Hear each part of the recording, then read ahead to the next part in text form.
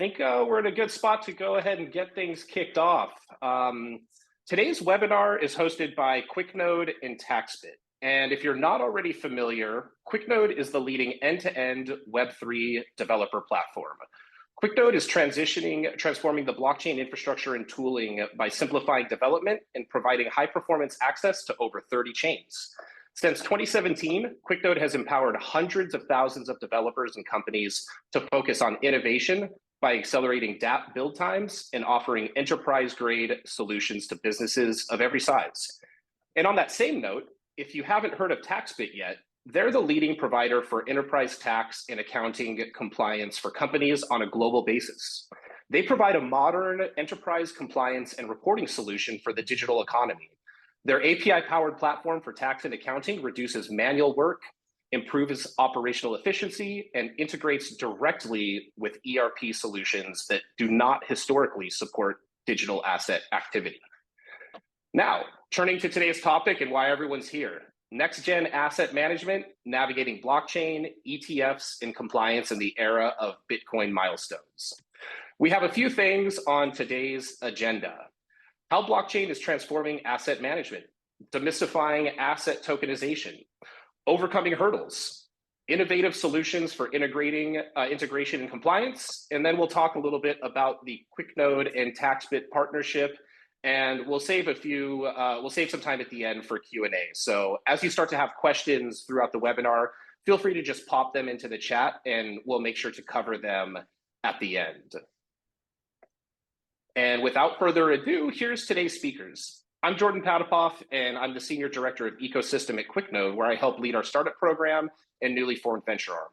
The program I run helps empower startups at all stages with access to free QuickNode credits, engineering support, partner discounts, mentorship, investor introductions, and more. Reagan Cook is the accounting go-to-market lead at Taxbit. She's a registered CPA, and prior to joining Taxbit almost 3 years ago, she was at Eli Lilly doing consolidated financial reporting, working with internal and external auditors to deliver on external reporting requirements. And then last but not least, we have Victor Hofs, a senior blockchain solutions architect at QuickNode. Prior to joining QuickNode, Victor was a blockchain senior technical product manager at Ernst & Young. Now, let's go ahead and dive in. Blockchain in the financial world. Victor, I'll let you take it from here. Awesome, Jordan. Thank you. I love when you MC our events. So much energy. And this should be a lot of energy. There's a lot going on in blockchain and financial world. This visual, it seems like it just keeps growing every year. And the main thing we want to portray here is the amount of disruption that is happening using blockchain technology across all services in the industry, right? Payments are becoming instantaneous, cross-border payments. Deposits are now self-custody deposits. You know, it's commonly even between enterprises. Savings accounts are becoming staking yield accounts where automatically can be set by the users. Lending is now smart contracts lending, where things are automated between peer-to-peers and between institutions. And lastly, investments, portfolios based on portfolio management criteria. Automated investments, right? It's happening across every type of asset class. But what I want to show you guys as well is, you know, asset tokenization by the numbers. Numbers tell a big story, which is our next slide, Jordan, please. And one thing that we always talk about, especially in Wall Street adoption of asset tokenization, new technology is adopted when you see a huge improvement, either that would increase revenue drastically, right? Or reduce costs drastically. And most of the times it's increasing revenue. So I'll call out a few numbers here that is very interesting for me when we look through the research. 7 to 9% of investor portfolios allocated to tokenized assets by 2027. This is that bucket, right, of generating new revenue. You're reaching out a new demographic, a demographic that is natively digital, right? A new generation that is natively digital. High liquidity, you're looking for that for your business. Another number here, 20 billion amount of savings in global clear and settlement costs. When I worked with Wall Street clients in my life before QuickNode, you know, a lot of times blockchain was brought up as outsourcing my backends. So that goes, along the lines of why blockchain is being implemented, right? Why can they outsource the backends, even though their backends are written in old archaic code bases? They don't need to do a big migration there. And the third one that I really love here is 60 billion of total, 116 billion of tokenized assets are hosted on the Ethereum network. With the ETH spot ETF decision that's happening tomorrow, I think everybody this week is paying attention to Ethereum, but being, in the forefront of allowing smart contracts, and enabling smart contracts, it's definitely going to be the network that is being built on top on, especially when you start talking about the future of a multi-chain where layer 2s and layer 3s are come along. But folks also ask, what kind of assets are being tokenized? Before I even jump into the challenges and the view, I want to show in this webinar as well the challenges that QuickNode hear from our customers.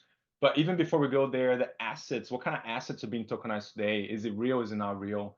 So just an example, Franklin Templeton was the first US registered on-chain fund in 2021. It has a 365 million market cap. Jordan, I'm in the next slide. And then, just real world assets in general hit a high market cap of 2.7 billion in February of this year. Big names there. BlackRock, did a lot of noise at the beginning of the year in March and first quarter with Securitize, right, where they're tokenizing their build fund, leading around 375 million in assets. And Ondo really bringing innovation on chain and putting treasuries on a blockchain with a similar yield that you can see in the real world. So this is not just a fad, right? There's things happening, and there's, like we mentioned before, there's pilots happening in every sector of the industry. So what is really interesting with this webinar, and we want to partner with Taxbit, is what kind of challenges we hear, right? Because QuickNode being the infrastructure provider and the bottom layer, providing the technology for those applications that build on top of it, what kind of things do we hear about, and then how we solve them? That's the value I want to provide today. So for asset managers, for example, on-chain reporting became a big thing, right? Especially after the Bitcoin ETF got issued, we started a lot of conversations with folks where, sure, they get reports from the custodians and whatnot, but why not look directly in the ledger, right? Why not look directly into the blockchain and see the activity there? So there's a lot of interest in seeing data directly from chain and navigating that real-time report capability, which is not trivial for these folks. Exchanges, high frequency trading, we deal a lot with those folks in the industry today, and you see the demand for the infrastructure in order to meet those type of trading. That's a challenge we see for exchanges and others. On the compliance front, regulatory overhead, right? We have great folks like Chainalysis that lead the industry in forensics and whatnot, keeping up with regulations and be able to pull compliant reports. It's not so trivial.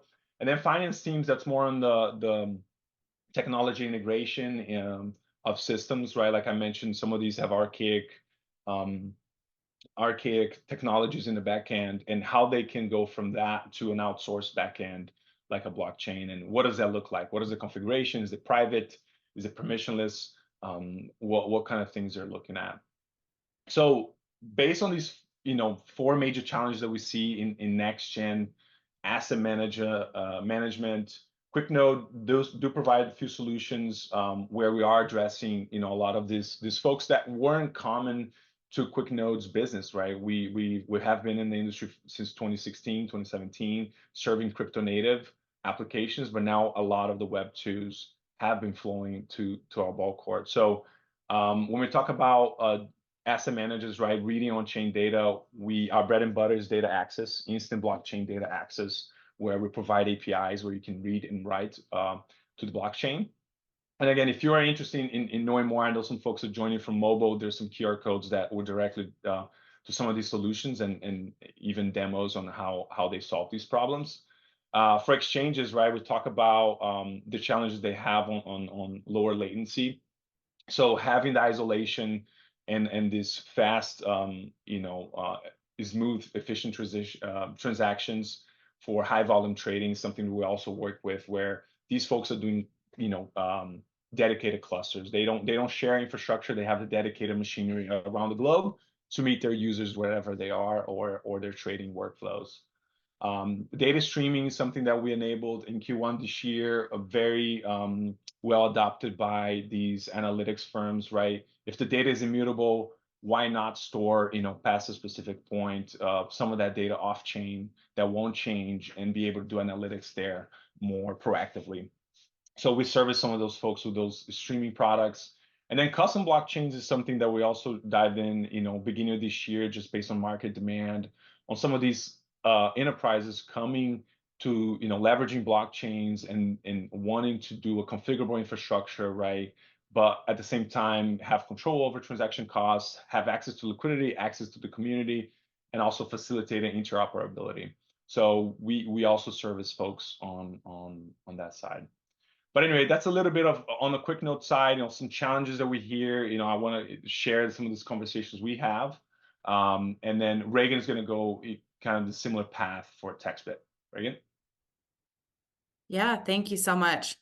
So in general, if we take a step back and think about some of the different types of clients a Taxbit type of company builds solutions for, we are building and have built tax and accounting solutions to enable the digital economy. And so these solutions are relevant for exchanges, protocols, miners, and Web 2. And what we've observed in terms of operational complexities is that regardless of the company size or the nature of the company, they all face very similar challenges. And in terms of challenges in the digital economy, most of those challenges are rooted in data complexity or, handling data at scale and being able to actually aggregate and then standardize that transaction data. So, for example, larger enterprises or exchanges,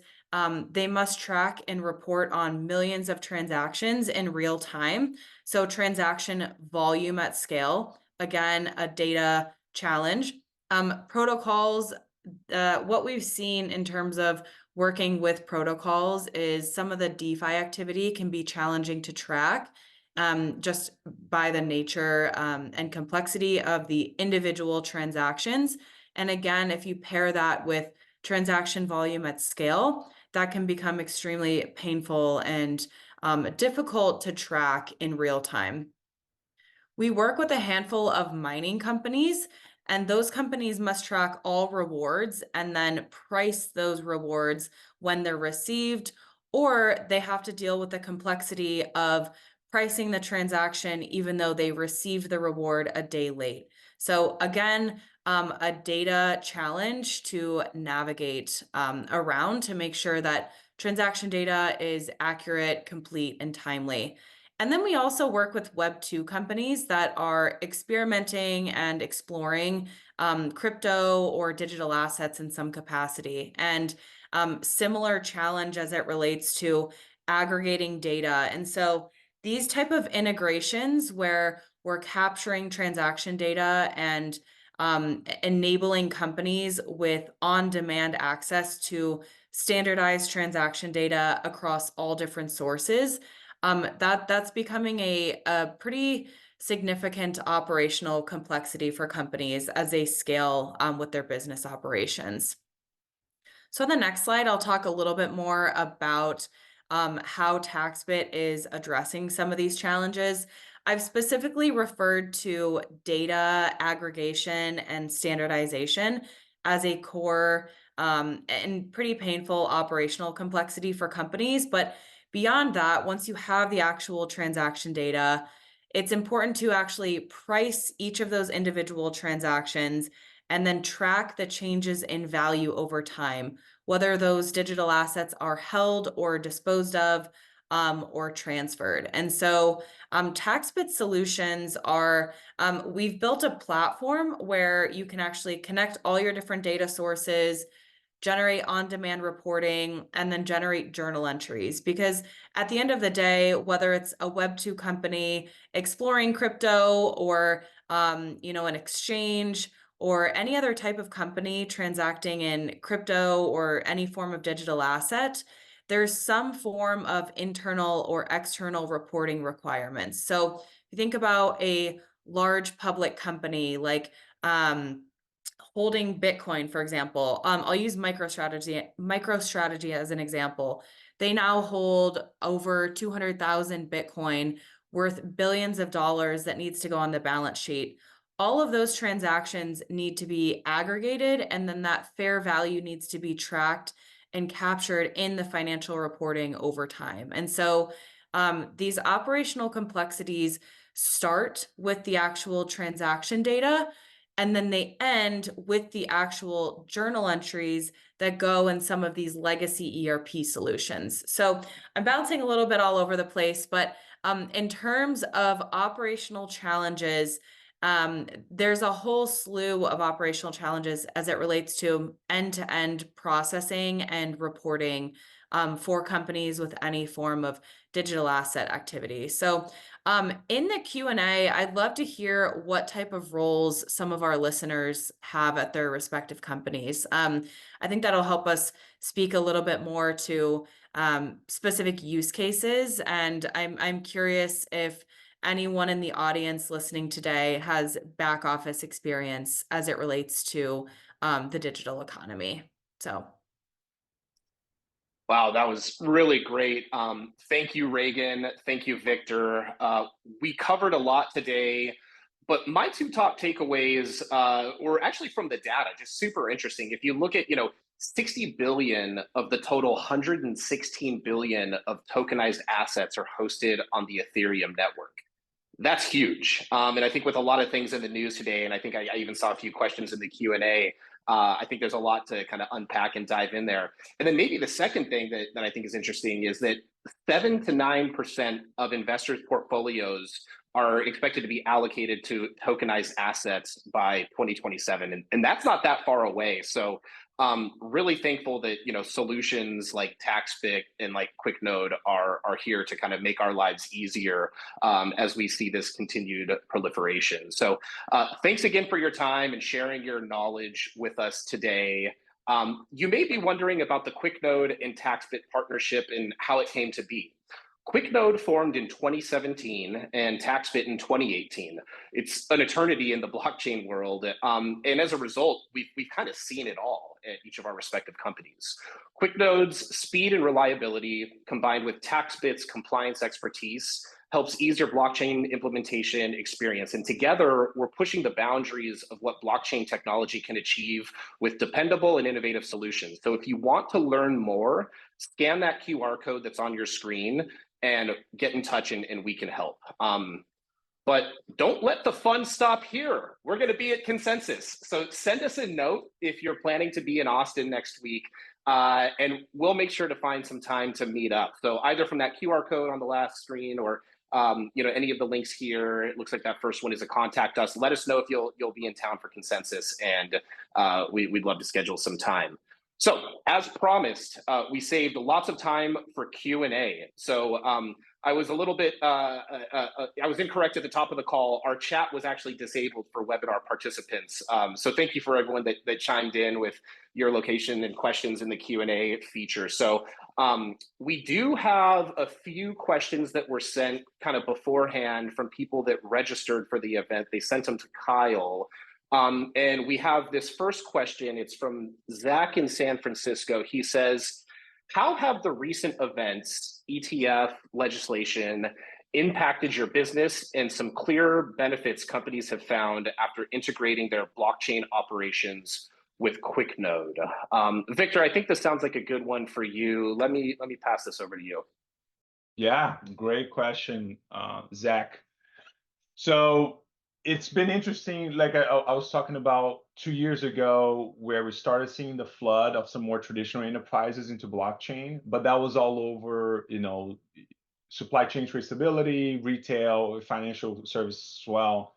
But I think the recent events of ETF approval of Bitcoin, and we'll see right tomorrow the Ethereum, if it's going to happen, that's a big catalyst for these companies to kind of understand the playing field, which they didn't have the clarity before. And just like Reagan was mentioning, interacting with regulators, it's hard to get that clarity. So any clarity is good. It's a good catalyst for this. So how does it impact our business? QuickNode is dealing a lot more with those traditional enterprises, right? We've gotten really good over the past year, going through vendor procurement, a lot of things that our security compliance and all the pieces that are required to work with traditional enterprises.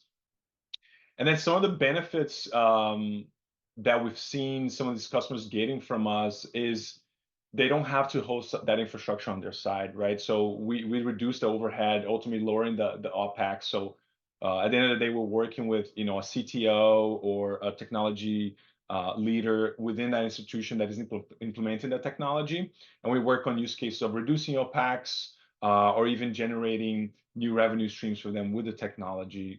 So at that point, their team can only focus on their own product. Another piece, and just to finalize here, I know it's a great question.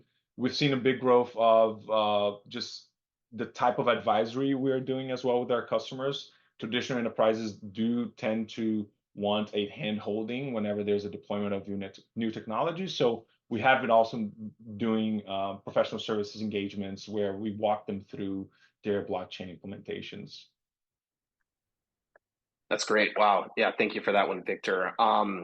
We have another one that was sent in beforehand to Kyle as well. This one is from Noah in Austin, Texas, my hometown. How does Taxbit work with regulators globally? Reagan, I think this is a good one for you. Yeah, thanks for the question. So I spoke specifically about our tax and accounting platform for the enterprise use case. One thing I'll share about Taxbit is we have had a contract with the IRS, and we also have a public sector part of our business. So we have government tax and accounting in terms of solutions that we're building. Beyond that, I can't say too much, but what I will say, generally speaking, is that we have an entire team of individuals traveling globally to meet with regulators. We have a team in DC. We keep a very close pulse on what regulation is and what we anticipate it to be, so that our solutions are ready when, not if, but when different regulation comes out. And that's in the US, that's globally. We've built our solution. I think we were building for about a year, anticipating some of the FASB's accounting updates.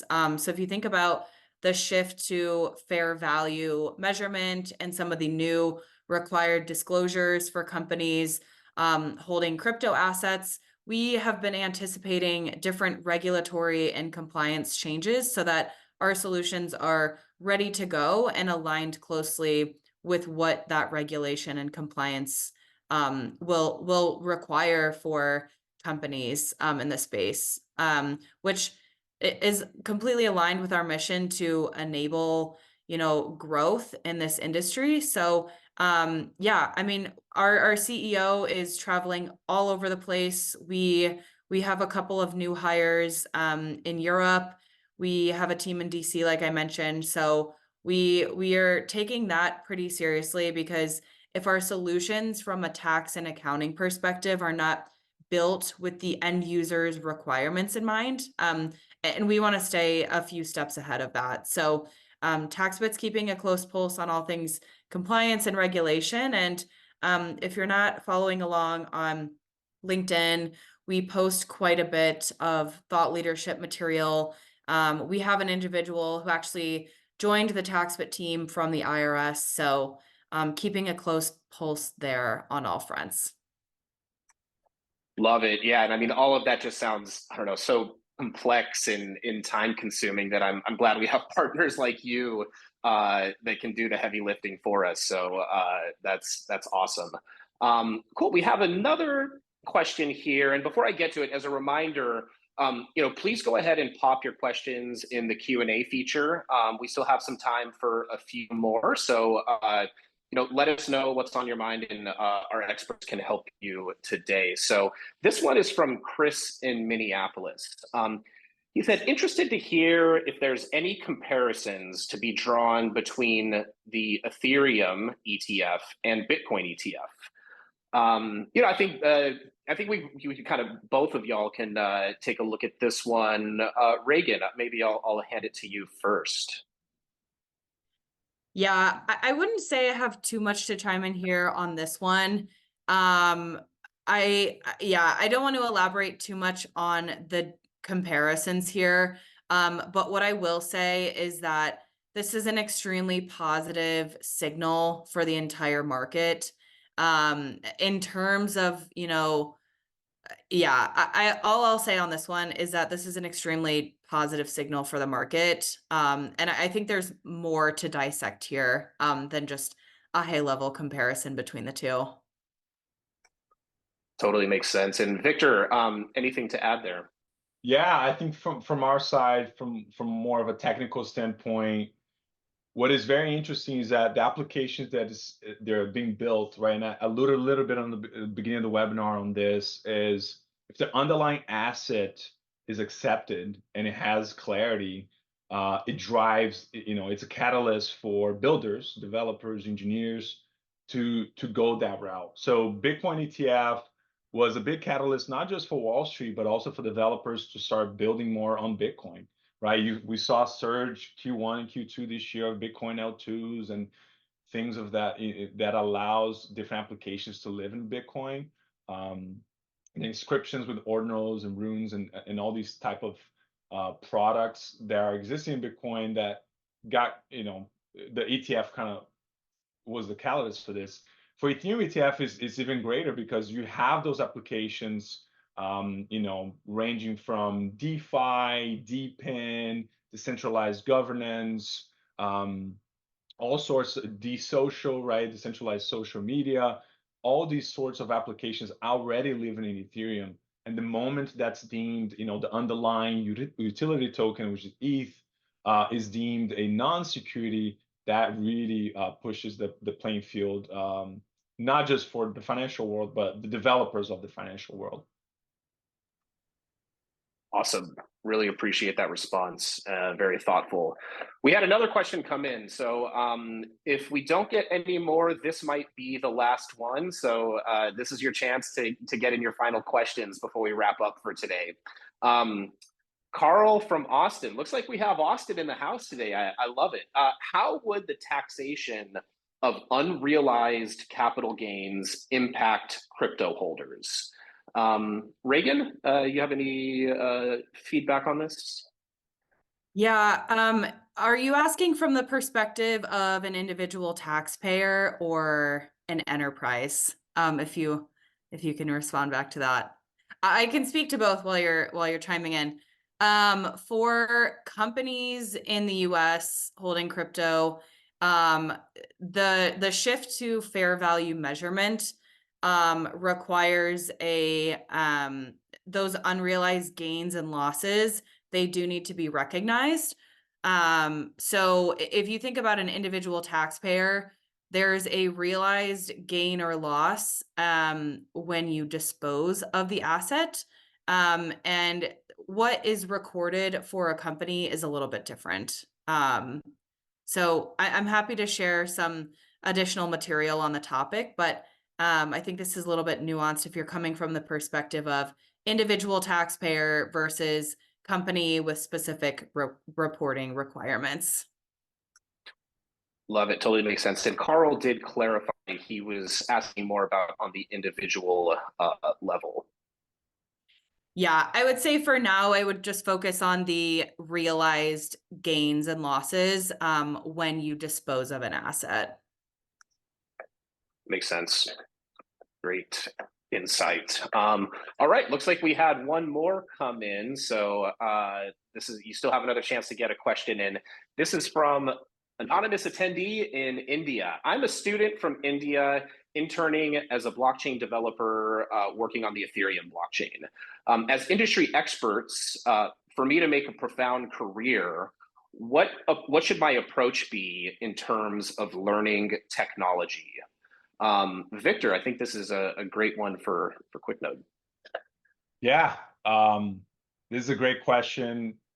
This is an industry like no other that advances really fast. Again, this is breaking innovation as far as technology, but at the same time, there's so many challenges to be solved at every layer, at the infrastructure layer, at the application layer, and even even a regulatory layer, right, that we're talking today. So one thing there that we always recommend is just keep trying, keep iterating through the usage, right? So just if you talk about almost like creating products, create products that for some of these challenges, solutions for some of these challenges in every facet. I think eventually you'll find, especially as an intern on the EVM ecosystem, you're gonna find a specific solution that will have a market fit, and at that point you almost have a product or you have an application that users will use. That's the best way. You're probably not going to get it right away. This is why QuickNode, even on the self-serve side, outside enterprise, we have so much tooling helping those developers to grow their career. That could be, we are very proud of our content, technical content team. Those are engineers that choose to be great writers at QuickNode. So we have a plethora of resources as far as guides. So definitely check out our guides, check out our docs. Docs are more official, one-to-one mapping to the official networks documentation, but our guides are more usage, application use cases of our services. Love that, Victor. And I think the only other thing I would throw in is our new boot camp.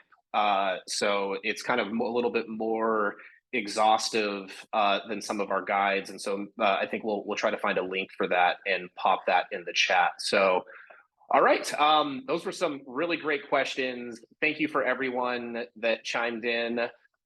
Thank you again, Reagan, Victor, for sharing your expertise today. Our team will follow up with everyone shortly who tuned in today with material from to today's webinar. And as always, don't hesitate to reach out if you have any questions or if there's anything that we can do to help. So thank you so much and have a great rest of your day. Alrighty, bye-bye. Thank you, everybody. Great day.